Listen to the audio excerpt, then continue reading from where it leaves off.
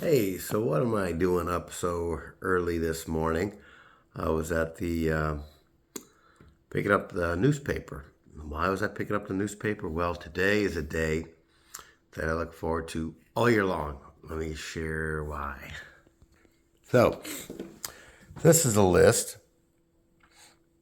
of the properties I'm currently focusing on. These are all the delinquent property tax list for this specific county that I look at.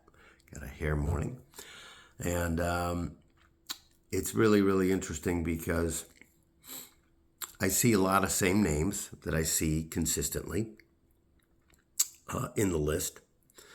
I see one of my properties on here that I'm going to let go to sale intentionally. And I have interest in other properties that are in one of my entities' names and other people's names. And I was just checking to see if those are on the list. And on the first glance of about 1,000 properties, they don't seem to be. And so I know the assessor's office keeps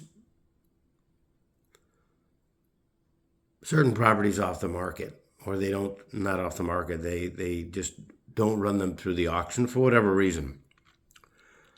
And it's an interesting phenomenon because one would think that, like, okay, all the properties are in arrears, should go to auction, but they don't. Some years, as a matter of fact, yesterday one of my VAs was doing some research, and she found 14 properties that have not paid for in excess of 10 years on their property tax. And I believe it's also because some of these are they're non-collectible. I believe the word is nola bolo, and so they just come back on again, time and time again. What are properties like that? Properties like that are landlocked, properties that are have absolutely no value, no use whatsoever. They're stuck behind something else. They're in the middle of a large piece of land with one little cutout inside the land. It's a 1 foot by 320 foot strip of a condominium association that the condo association never paid. It's all these things that nobody would ultimately ever buy at sale if they've done due diligence. Now, last year there were at least 2, if not 3, buyers that bought grave sites in a cemetery that I own. And as part of the acquisition of a particular property, I took on the responsibility, I beg your pardon, of taking care of the people inside the cemetery.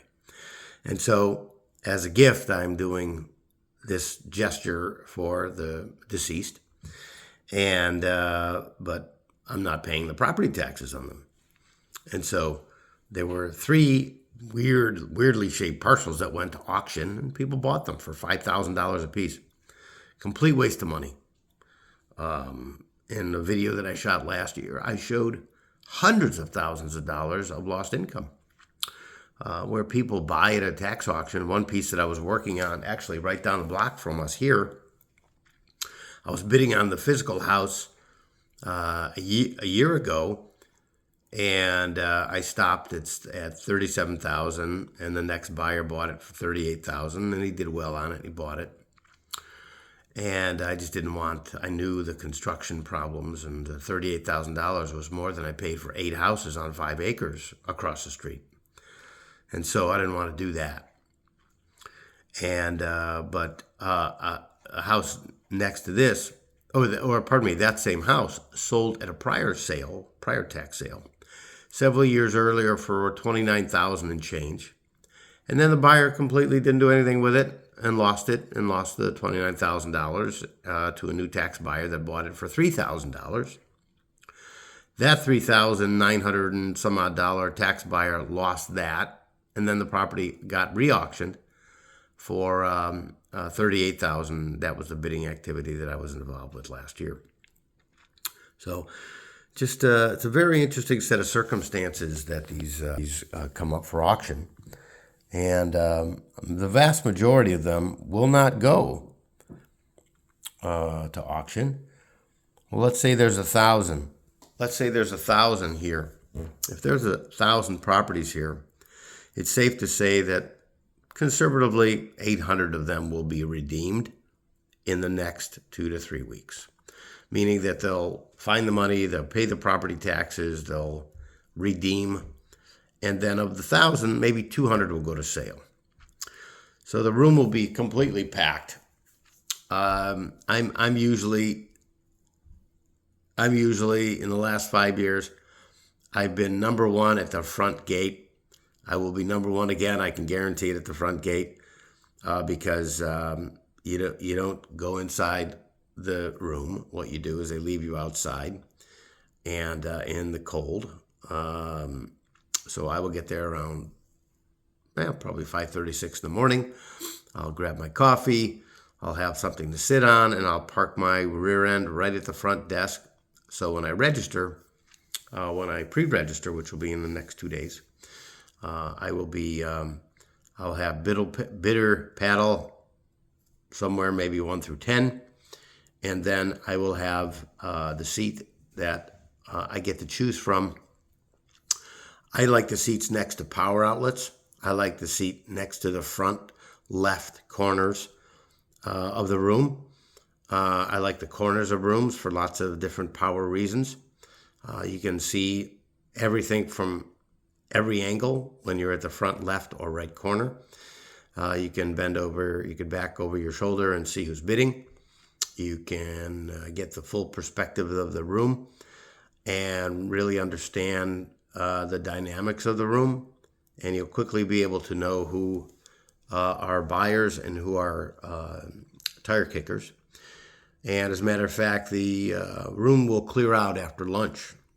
They usually start around 8:30 in the morning, 9 in the morning, and then they'll go till around noon, meaning the auction.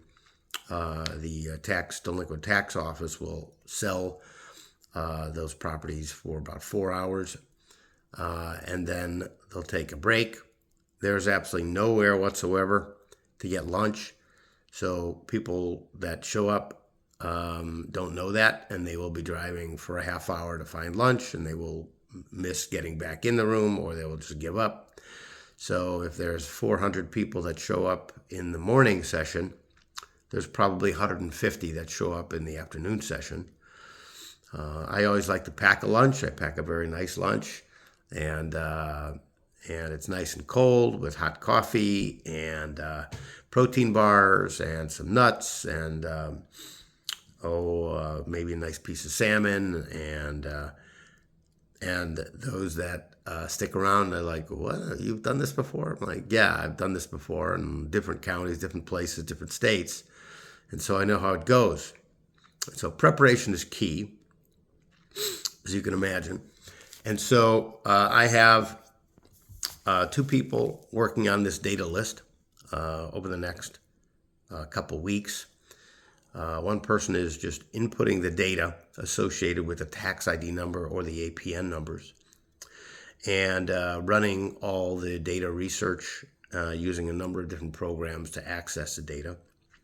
And then with that, that data will be placed in a spreadsheet. I will then look at all of the data and then establish values and green light, red light, go, no go per property. And that may be based on a variety of sets of circumstances. One will be based on price, how much money I'm going to have to pay for the property at the auction. Am I going to be am I going to be bidding on $1 million home with, taxes of $15,000 a year, and then the property gets bid up to $800,000?